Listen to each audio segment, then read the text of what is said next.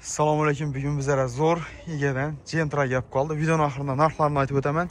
Butun ideal holatda Gentrani 100% tekshirib olaverasiz. Yurganini, krassini, bo'sh balonlarda qilgan, hattoki mashina metanam ustunib ketilmagan, oz yurganlik sababli Mijigarlar ustunib ketgan salonni go'zalligini bir qaranglar. Gentra olaman deb orzu etib birgalar shu videoni yuborib qo'yinglar. Salon ideal. Koordinat chexollari bor.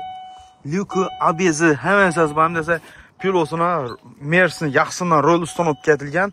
Undan tashqari monitorlari bilan kelgan variantlaridan birisi bu. Yurganini ko'ringlar, 6600 km yurib turibdi. Bu mashinani olib turib foydalanishga ham tavsiya bersak bo'ladi. Kinimizni oz kilometr yurganini beridan ham bilsanglar bo'ladi. Hattoki chang girmagan mashina. Ishon taraflarni. Zapaskilar tushmagan. Qaranglar, zapaskilar o'z holinda turibdi. Buni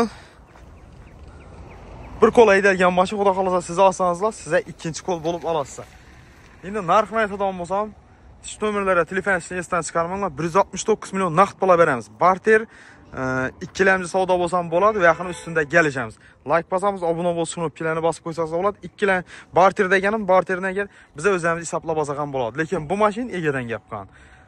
Narx naqdda bosib, foydalanuvchilarni bosib beradigan yeri.